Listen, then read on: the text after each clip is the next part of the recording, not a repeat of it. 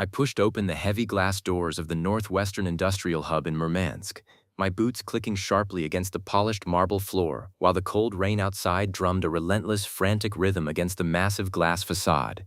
The air inside the lobby was thick with the sterile scent of floor wax, radiator heat, and the quiet, oppressive tension of corporate bureaucracy. I was 26, a meticulous architectural restoration specialist whose entire world revolved around preserving fragile things that time tried to destroy. Flaking frescoes, crumbling brickwork, and warped timber frames. A professional habit born from years of quietly holding together my own tight-knit family back in St. Petersburg, where every surface was kept spotless, and every emotion was managed with careful restraint. I had inherited my father's calm gray eyes, his methodical, almost compulsive habit of folding paper receipts into neat, razor-sharp triangles whenever he was deep in thought, and his paralyzing, visceral fear of summer thunderstorms that sent him locking every window in the house. But unlike him, I wore my emotional scars on the inside, hidden behind a cool, professional exterior that rarely let anyone close enough to see the cracks. As I approached the high oak reception desk, clutching a battered leather satchel containing an antique pocket watch my mother and I had spent 6 agonizing months saving our wages to buy for his 60th birthday, I could feel my pulse racing with the quiet, giddy thrill of giving him a surprise he would never forget. But as I leaned across the polished wood and politely asked the receptionist where I could find Andrei Sokolov, the young woman's fingers suddenly froze mid-stroke over her computer keyboard, her welcoming corporate smile instantly draining away and hardening into a mask of cold, wary suspicion. She glanced slowly from my face to the digital security screen glowing softly beside her, then tapped a small bronze desk bell 3 distinct times before looking me dead in the eye with a flat, unwavering gaze that made my stomach drop instantly into a dark, freezing abyss. Within less than a minute, a span of time that felt stretched like a tight wire, a tall, stern man in a sharply tailored charcoal suit stepped briskly out of an adjacent corner office, his eyes narrowing as they swept over my wet winter coat, my father's familiar scuffed leather satchel, and the subtle, betraying tremor in my fingers. I held up my driver's license, explaining with a nervous, breathless laugh that I was Andrei's daughter, cash-strapped and eager to celebrate his milestone birthday during his 3-week regional research trip in the north. Yet the executive didn't crack a smile or offer a hand in greeting. His expression remained carved from granite. Instead, he folded his arms tightly across his chest, took a heavy, deliberate breath that smelled faintly of expensive imported tobacco, and asked me with chilling calm why I was calling a man named Viktor Rozanov by the name of a dead high school teacher from Tula. An icy chill crept up my spine, freezing the breath in my throat and making my ears ring as I forced out a strained, unnatural chuckle, desperately trying to convince myself that this was nothing more than an elaborate administrative mix-up or some bizarre workplace prank gone horribly wrong. My mind scrambled for footing, rejecting the premise with the fierce loyalty of a child whose entire reality was built on the foundation of her father's integrity. I reached into my satchel with clumsy, shaking fingers to pull out our family portrait, the one taken last summer in our modest country dacha, showing my father standing proudly beside my mother and me amid the blossoming apple trees, and shoved it toward the executive's chest to prove his obvious, ridiculous mistake. The man glanced down at the photograph, his eyes lingering for a long, agonizing moment on my father's weathered face, the familiar lines around his mouth, and the thin, pale scar running across his left jawline, before he looked up at me with an expression that wasn't anger or triumph, but something infinitely worse, a look terrifyingly close to profound pity. Without a word, he turned, pulled a thick leather-bound corporate directory from the heavy mahogany shelf behind him, flipped directly to the executive board section, and laid it flat on the desk before me. There, staring back at me from the glossy paper, was a crisp, professional photograph of my father wearing a tailored Italian suit under the bold, undeniable printed name, Viktor Sergeyevich Rozanov, Chief Financial Strategist. Before I could even begin to process the visual impossibility of my father, a man who drove a rusted 20-year-old Lada, patched his own boots, and endlessly complained about the rising price of winter coal, managing a multi-billion ruble energy conglomerate, the executive gently pushed the book away and reached for a landline phone. He placed a call in a hushed, urgent murmur, mentioning that Rozanov's alleged daughter had just arrived at the front desk without an escort, a detail that immediately triggered a cascade of alarm bells in my mind. The illusion of my life was fracturing like thin ice underfoot, and instinct took over where reason failed. I took 2 slow, cautious steps backward toward the entrance, my mind spinning with dizzying speed as I pictured my mother sitting quietly at home in St. Petersburg right now, carefully stitching a woolen winter scarf for a husband she genuinely believed was staying in a drafty third-tier motel near the shipyard. When the executive lowered the receiver and instructed me to wait in the VIP lounge because Mr. Rosanov was currently tied up in an emergency board meeting regarding a missing asset portfolio, I didn't nod. I turned on my heel and bolted through the heavy glass doors into the freezing Murmansk rain. My heart hammered against my ribs like a trapped, frantic bird as I ran down the slick asphalt streets, the icy water soaking through my coat and plastering my hair to my forehead, while my mind desperately tried to reconcile the two completely contradictory men who now occupied my reality. Was my father living a complex, calculated double life as a wealthy corporate tycoon, hiding an unimaginable fortune from us, while my mother washed clothes by hand to save on electric bills? Or had he assumed a stolen identity 26 years ago to run from something far more dangerous and unforgiving than we could ever imagine? Panting and shivering, I pulled out my phone with numb, trembling fingers to call my mother, but as the hollow dial tone echoed in my ear, I stopped abruptly beneath the yellow plastic canopy of a closed corner kiosk. A wave of suffocating dread washed over me.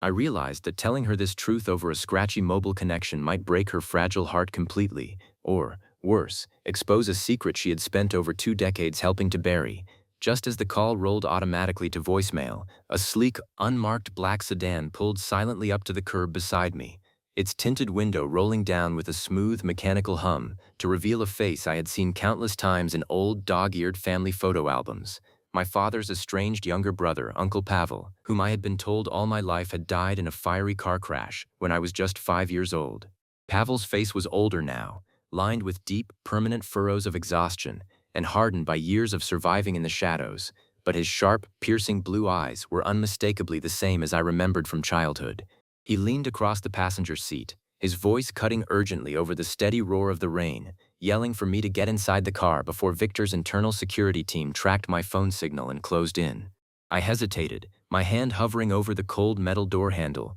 paralyzed by a profound, paralyzing conflict between the primal instinct to flee from a man who was supposed to be a ghost and the desperate, burning need for answers that only a member of my own bloodline could possibly provide. Seeing my hesitation, Pavel cursed under his breath, reached deliberately into his heavy woolen coat, and pulled out a faded, tarnished silver locket shaped like a small book, an heirloom belonging to my grandmother that my father had always claimed was lost forever in a devastating house fire during the late 90s. If you stay on this street for another 2 minutes, Elisa, the security team Victor sent will find you, and you will never ever learn what happened to the real Andrei Sokolov, he rasped, his voice tight with a desperate sincerity that left no logical room for doubt. I pulled the door open, climbed into the warm leather interior, and slammed it shut behind me as the sedan surged forward into the swirling Murmansk traffic, the heater blasting a rush of dry air across my freezing skin. Pavel kept his eyes fixed intently on the rearview mirror, executing 3 rapid, deliberate turns down narrow side streets before finally speaking,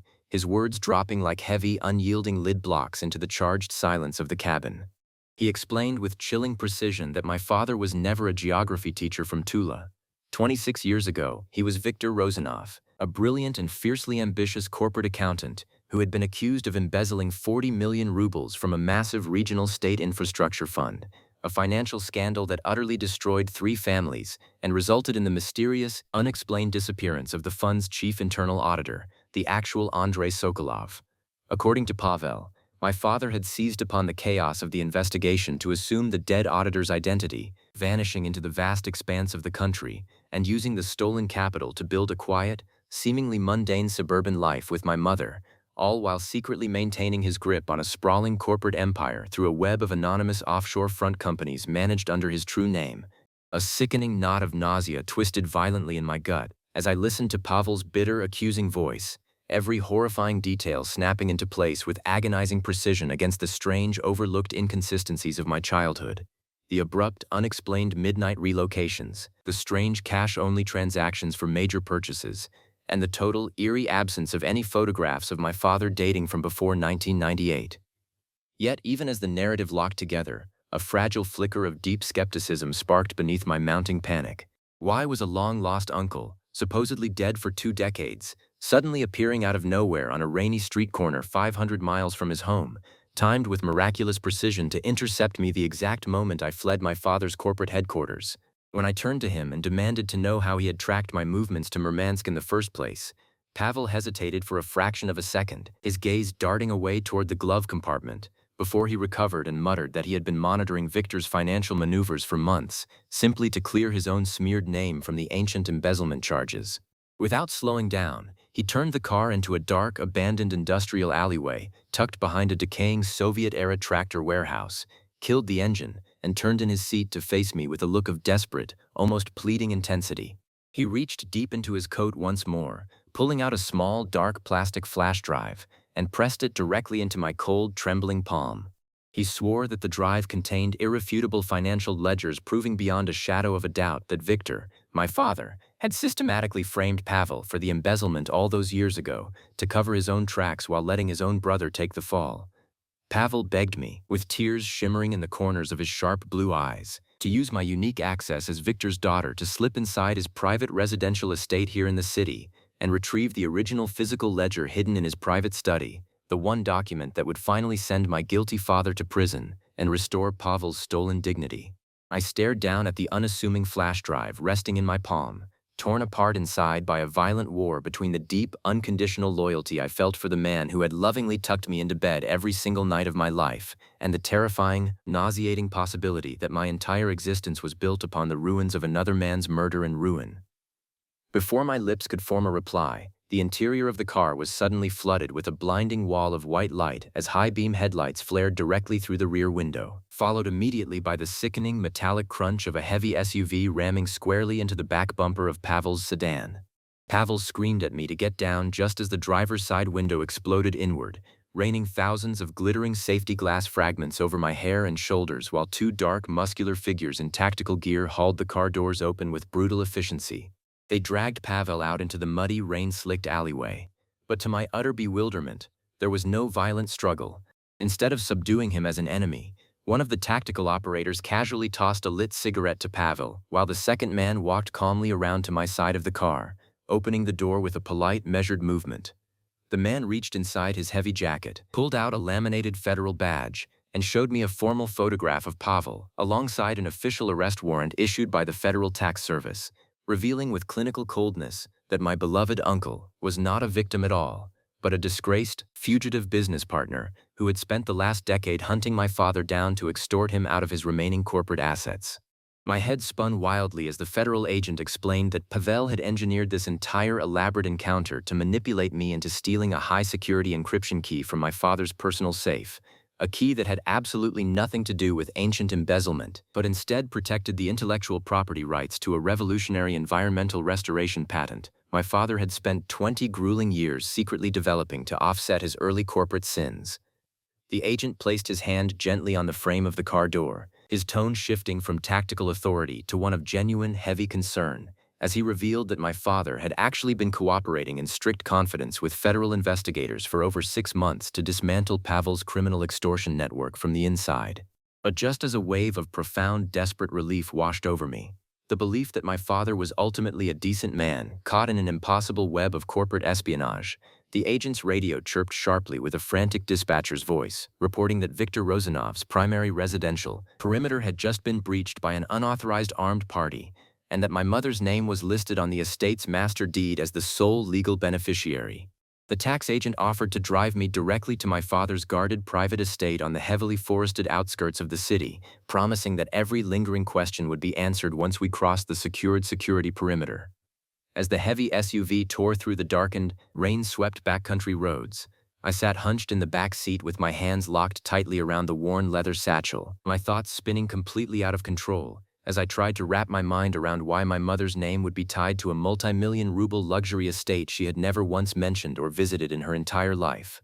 Was my mother an innocent, sheltered victim living in total ignorance down in St. Petersburg? Or was she the silent, brilliant architect of this entire multi-decade deception, orchestrating events from the shadows while letting my father wear the crown of guilt? When our vehicle finally crunched onto the wet gravel driveway of a sprawling mansion nestled deep within a dense, gloomy stand of pine trees, I saw that the massive iron security gates were already swung wide open, and the house itself was swallowed in an eerie, absolute silence that suggested everyone inside had either fled in terror or been violently silenced. I pushed the heavy car door open before the agent could issue a warning, my boots sinking heavily into the saturated mud as I hurried up the broad stone steps toward the grand front door, which stood slightly ajar, casting a warm, accusing strip of yellow light across the wet porch boards. I shoved the door open with a trembling hand, calling out my father's name into the cavernous, echoing expanse of a foyer decorated with minimalist art and cold marble sculptures that felt entirely alien compared to our cozy, book-cluttered St. Petersburg apartment. Standing near the base of the sweeping grand staircase was my father, his hair noticeably grayer and his frame slighter than it had been just days ago, wearing an unbuttoned white dress shirt with the sleeves rolled up past his forearms, holding a worn, familiar leather-bound notebook in his left hand. But he was not alone. Sitting upright in a high-backed leather armchair directly across from him was a woman in an elegant dark wool coat, a woman whose face was an exact mirror-image reflection of my mother's, except for her eyes, which burned with a cold, calculating, predatory sharpness I had never witnessed in my life. I stood frozen in the doorway, my breath catching painfully in my throat as my mother, or the terrifying stranger who wore her exact face, turned her head slowly toward me and offered a small, thin, bitter smile that sent a freezing shiver straight down my spine. My father looked across the room at me with a mixture of profound, soul-crushing sorrow and unbearable shame, slowly dropping the leather notebook onto the mahogany coffee table between them, with a heavy, deadened thud that sounded like the final verdict of a trial. "I told you she would follow you here, Victor," the woman said, her voice dropping an octave lower than my mother's familiar, gentle cadence, revealing a subtle, hard European accent that had been meticulously buried beneath decades of domestic tranquility. "She has her father's stubborn, self-destructive curiosity. Even if she has spent her entire life believing she belonged to a house of simple school teachers and geography dreamers." My father took a slow, agonizing step toward me, holding his empty hands out in a silent, pleading gesture of supplication, his eyes swimming with unshed tears as he began to dismantle the very last layer of the elaborate lie that had defined and protected my entire existence. He confessed that 26 years ago, he was indeed the corporate accountant Viktor Rozanov, but he had never stolen a single ruble. Instead, he had stumbled upon ironclad proof that his powerful firm was actively laundering hundreds of millions of dollars for an international smuggling cartel controlled ruthlessly by the woman sitting before us, my mother's identical twin sister, Elena.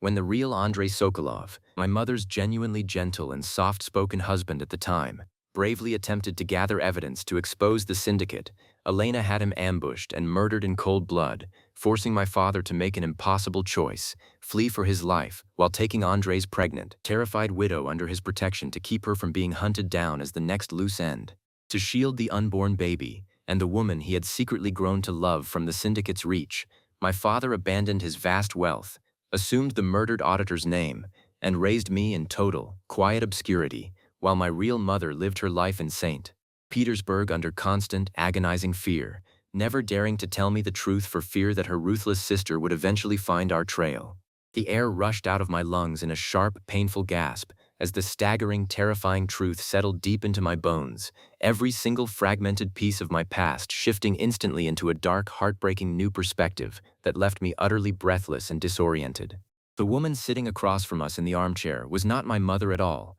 but my Aunt Elena, the cold-blooded ghost who had hunted our family for 26 years, obsessively believing that my father still possessed the original, unredacted financial ledger that could dismantle her entire transnational criminal network. My father had returned to Murmansk not to live a life of secret luxury, but to intentionally draw Elena out into the open by deliberately reactivating his old corporate profile as Viktor Rozanov, using himself as human bait to finally secure permanent legal immunity, safety, and closure for my mother and me once and for all. He had used his birth name precisely because he knew Elena's informants would spot the signal, knowing he had to finish the war he started before the federal authorities moved in to close the net around her operations.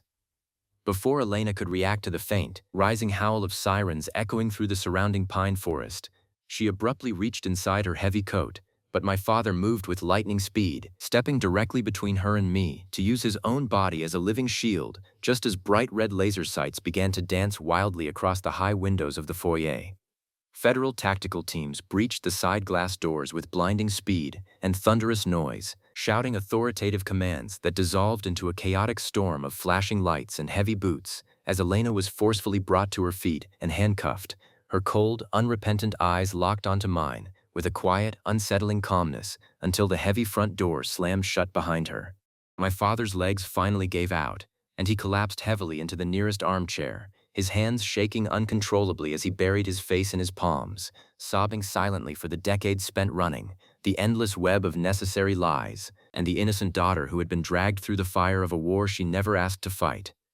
I walked slowly across the polished floor, knelt down beside his chair, and gently laid the battered leather satchel in his lap, unzipping it to reveal the antique watch we had bought for his birthday, a quiet, enduring offering of grace for a man who had sacrificed his entire identity, his wealth and his freedom, just to give me a life worth living.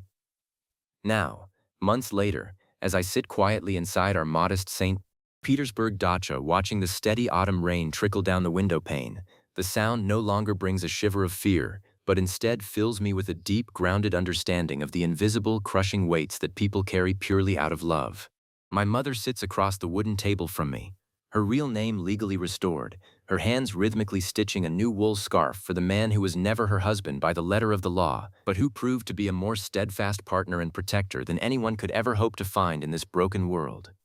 My father, now officially recognized under his original name, though he still softly answers to Andre whenever I call him over for Sunday dinner, is completing a final probation sentence of community service, using his lifelong architectural expertise to help restore crumbling historical buildings around our neighborhood, brick by brick, foundation by foundation.